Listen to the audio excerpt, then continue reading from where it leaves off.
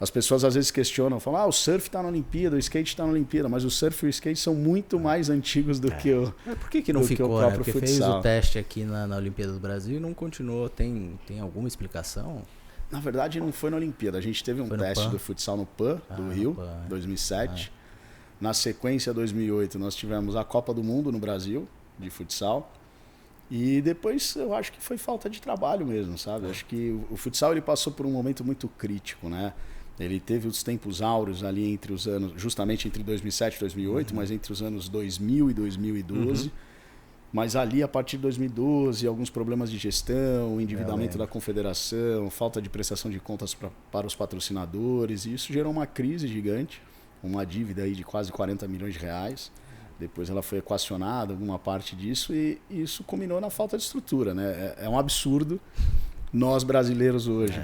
Eu estava na Copa na Lituânia e a gente fazendo um movimento com as outras confederações para pleitear perante a FIFA porque assim, a FIFA tem que solicitar para o COI essa vaga olímpica, né? Não pode nós, como Liga Nacional de Futsal, não pode a CBF ir direto no COI. Então existe um organograma que tem que ser respeitado institucionalmente. Então as confederações de futsal, de futebol, consequentemente, elas têm que pleitear isso para a FIFA fazer o pleito para o COI para entrar no conselho de validação, onde esses membros votam as modalidades que vão ingressar na Olimpíada ou não. E a gente pleitear esse movimento, sendo que em 2016 o nosso país, onde nós não precisávamos passar por nada disso, porque aí sim, como país sede, nós tínhamos o direito de colocar uma modalidade nossa, a gente colocou o rugby. Com todo o respeito ao trabalho do rugby, maravilhoso. Um abraço para a galera do rugby, que eu respeito muito. Mas assim, é inadmissível, né? É um baita de um tapa na cara do futsal, da administração, da gestão da Confederação de Rugby, que hoje é uma das mais organizadas do país, mas em termos de popularidade da modalidade, é absurdo, né? O Brasil respira futebol e, consequentemente, futsal, né? Nosso primeiro contato com a bola, ele nunca é no campo, ele é sempre em uma quadra no colégio. Então, é inadmissível a gente não ter... Quando que você falou que teve o problema com a confederação, que a dívida estava absurda? Foi 2012 o Brasil 2012. É campeão mundial. Tá. O Brasil é campeão mundial. Já vinham alguns desmandos, alguns problemas desde 2008. Então, assim, a Copa do Mundo, que era para ser o grande atrativo do nosso país, né, e atrair os olhares do mundo corporativo para a modalidade, acabou sendo um tiro no pé. Porque a gente não fechou a prestação de contas com a verba do Ministério, a gente não fechou a prestação de contas com a FIFA, a gente ficou devendo prestações de contas para os patrocinadores, isso culminou numa crise. Essa crise foi sendo contornada até o Mundial de 2012, que foi na Tailândia. O Brasil ainda conseguiu ser campeão em 2012 na Tailândia, mas já com o vice-presidente caindo, e fica muito perto da Olimpíada, né? Por isso que eu perguntei só para entender essa janela de tempo ali, porque foi exatamente nesse período. A gente teve um baita problema político, com o vice-presidente caindo, com a eleição em cima da hora, sabe aquelas coisas. A eleição é o mês que vem, não? Vai ser agora à noite, vamos lá. E vamos em frente. Mês que vem, zoeira. Vamos fazer hoje. Eu lembro aí o Falcão também meio que assumiu a frente nessa época, né? Que ele pediu... Os jogadores chegaram a se desligar da seleção depois do Mundial de 2012, falaram que não jogariam mais. E aí eles ficaram sem jogar até 2014, quando em 2014, aí quando eu chego nesse cenário, eu brinco, eu falo assim, é horroroso, mas eu tenho que agradecer, porque senão eu não estaria aqui, não ia precisar do Felipe chegar lá para ajudar um pouquinho e tentar fazer diferente. Mas, brincadeira à parte, claro que seria muito melhor chegar num cenário positivo, foi quando eu surgi nesse cenário, porque aí nós montamos a equipe, né, na época Futsal Brasil Quirim ainda, com a Brasil Quirim, junto com o Falcão.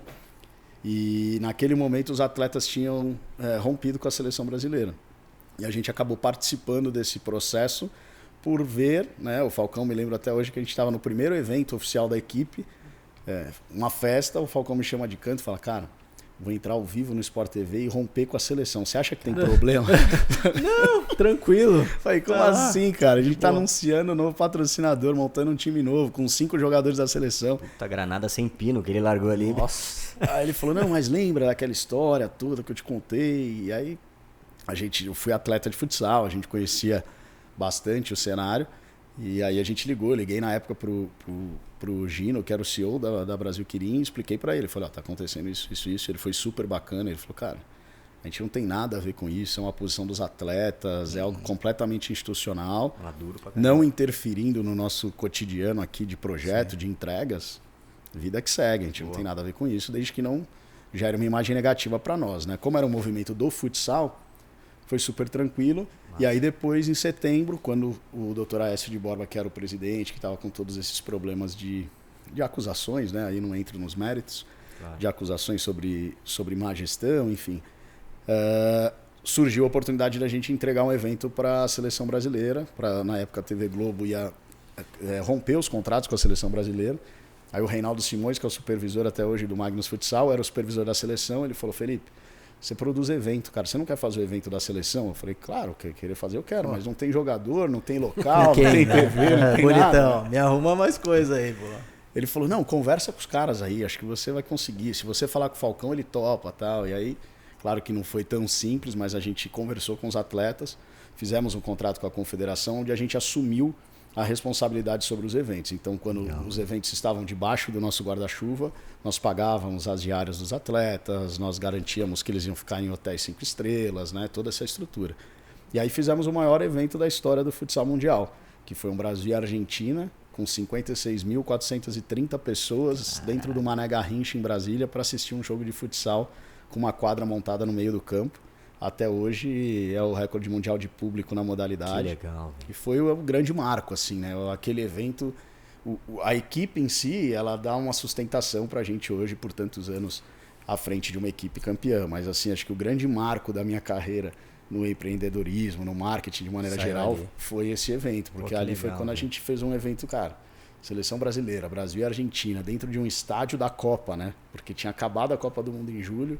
Nós fizemos esse evento no 7 de setembro de 2014. Recorde mundial, algo inédito, né? Parecido tinha sido, obviamente, a ideia veio de lá, o jogo do Luciano do Vale na década de 80 com o voleibol. E aí a gente viu aquilo, vislumbrou.